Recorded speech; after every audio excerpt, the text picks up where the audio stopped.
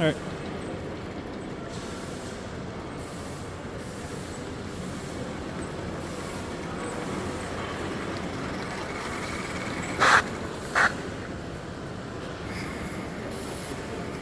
I'm sorry, what's your name? Hunter. Hunter, yeah. Yes, sir. Hey, Hunter. So this is a coal-fired locomotive. All the tracks you'll see here today, these are all 45 millimeters between the rails. That's the one common thing. You'll see sizes that are a variety of, see trains that are a variety of different sizes. It may look like some of them are miniatures more than the others. That's because we represent different types of trains, but the one common thing is the 45 millimeters between the rails. Now this particular locomotive that I've got, this is a coal-fired locomotive, and you see I'm adding coal to it now. It took me about a half hour to get this started up. If this was a regular full-size locomotive, it takes them 3 or 4 hours to get ready to run a coal-fired locomotive in the mornings. What I've just done is I've added a little bit of coal.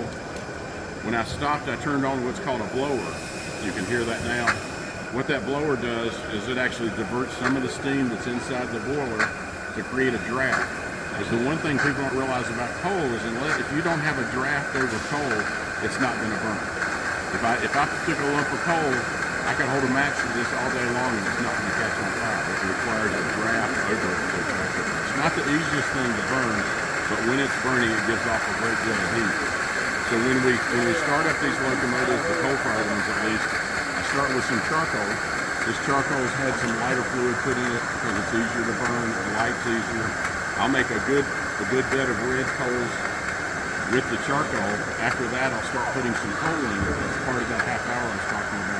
Once I have a full bed of coals and it's all red, like you can see, you probably see a glow red from underneath the boiler. Once I have a good bed of coals, during that time, at the same time I'm doing that, I've been paying attention to the locomotive. I've been adding water to it.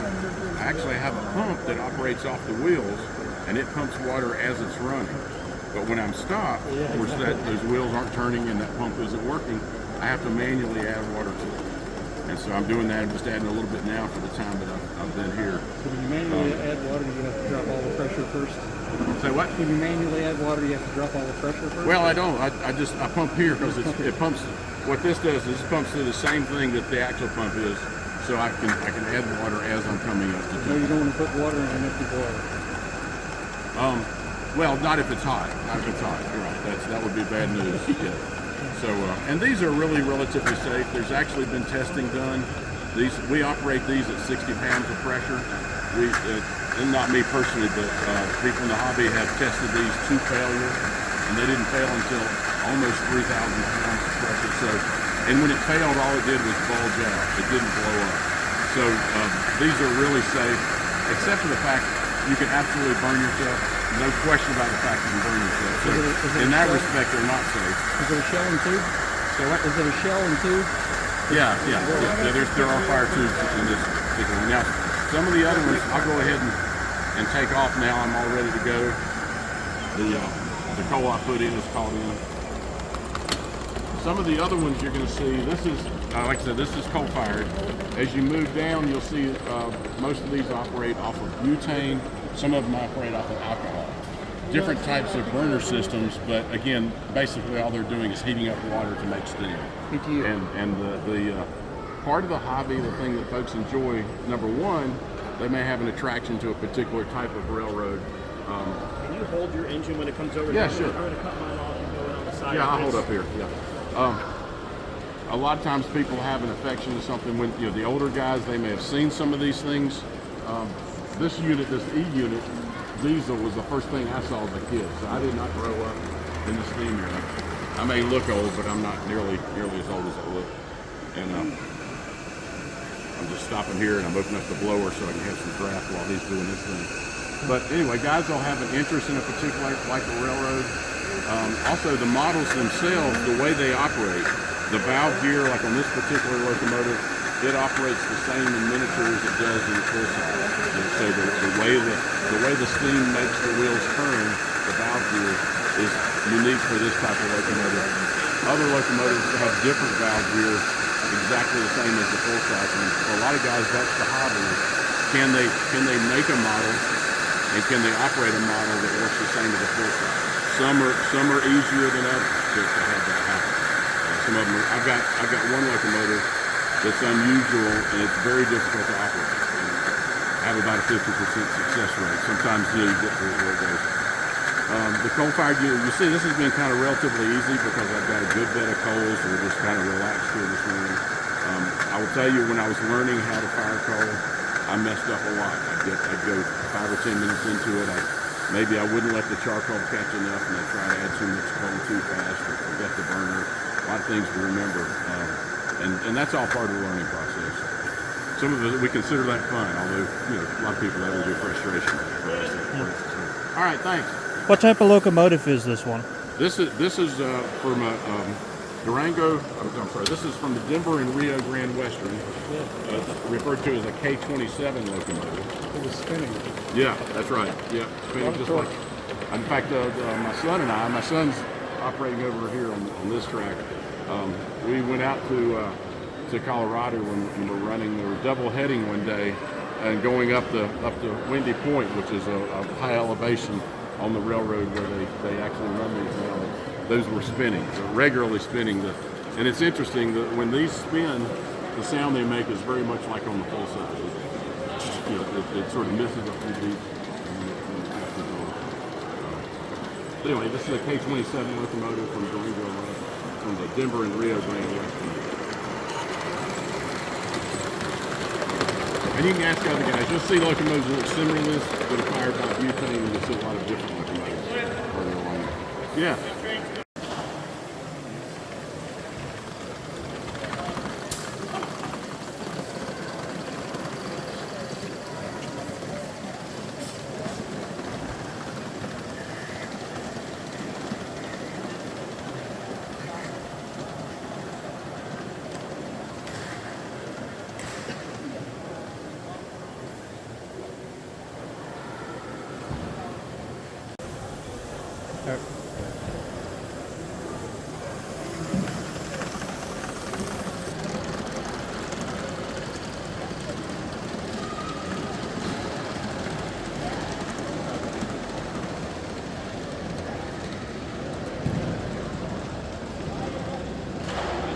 German locomotive identified by the black and red trim. It's a BR-23, and the BR stands for Baureihe or model number. And if you saw the DB on the side of that, that was Deutsche Bundesbahn, the Federal Railroad after World War II. And powered by butane, and it is a tank engine where the water is on the side of the boiler. The rectangular tank engine.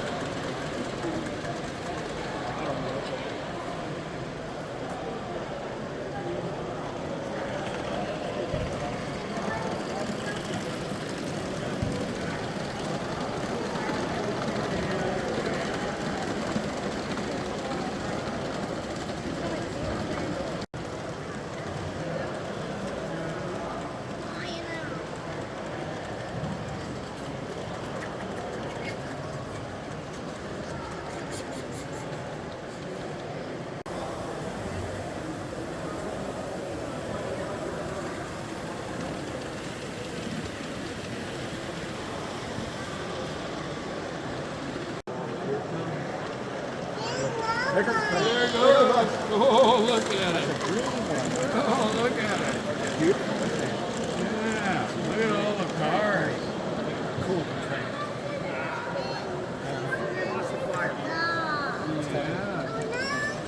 Yeah. There's another one. Oh, look at it.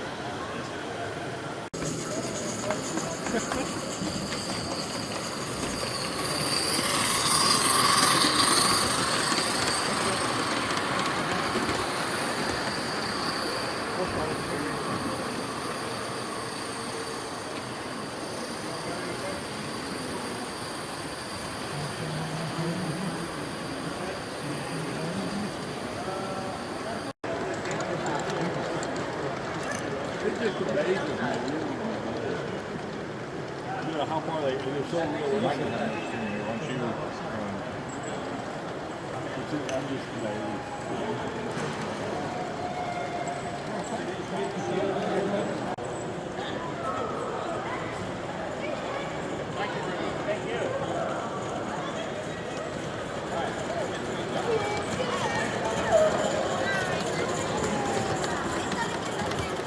Watch out, guys.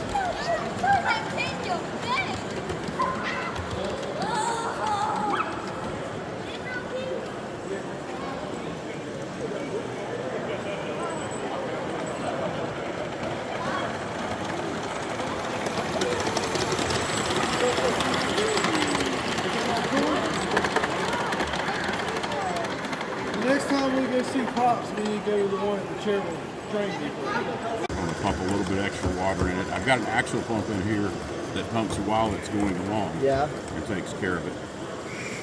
When I stop, I It's turn the blower on Yeah, to it's create, a- have to have a draft, or Yeah. else if you don't have a draft on coal, it goes out. Yeah. I'll also go ahead and add a little bit of coal. I can tell over time you learn how these things are running, whether it's time to add coal or not. I like to add coal before it's desperate for it. You Yeah. see I've still got a really good glowing red Yeah. fire in there. But I'll go ahead, I can bank some extra coal in here. Different guys have different ways they like to do it. I like to bank a lot of coal in there. I mean, this is like at this point, this is like real railroad in here. Well, yeah, and for a lot of people, that's the fun of the hobby. Yeah. Now, I've got different locomotive I've got some operate by butane, operate by alcohol. So I've got different things. This just, you know, I enjoy all of it. So while I'm letting that coal catch up a little bit there, I'll just serve this back. It's not gold, but it's we get our coal from Wales. Yeah. It's because it has fewer impurities in it, and when it burns very slowly.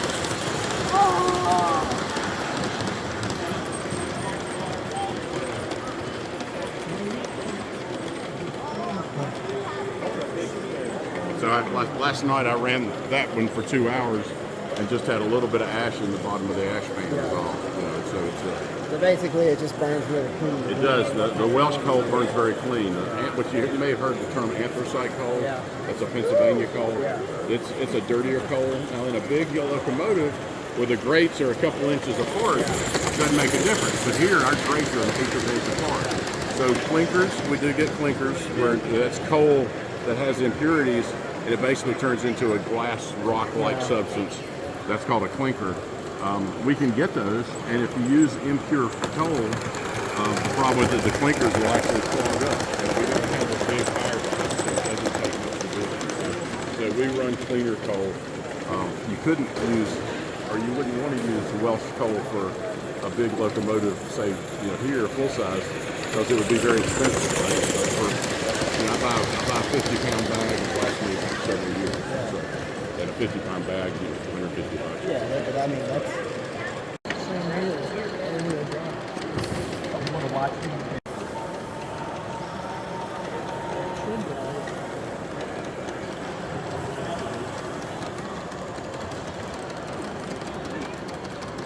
Hey Dave, I'm just gonna put this in on top of the box here.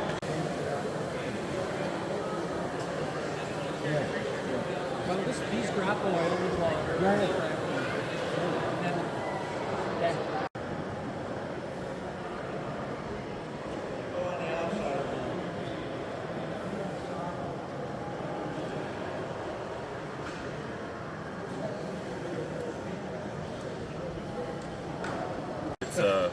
It's go time.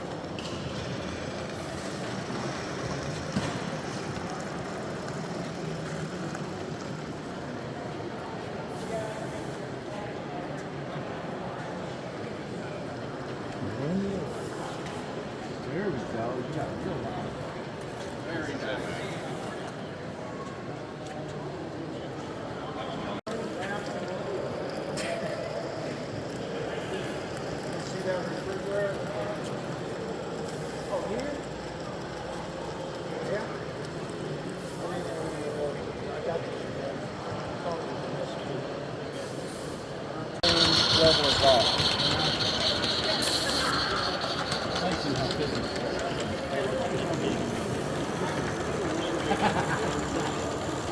In theory, it works.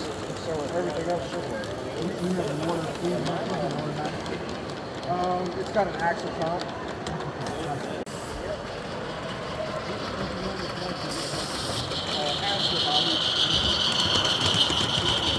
This one's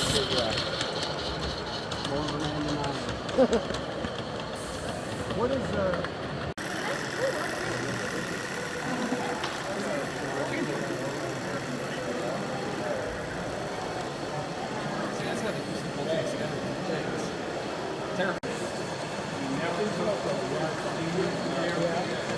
And what happened is there was a big scissors between the engines. Up, smoke comes out, smokestack out the cylinders, all the whole thing.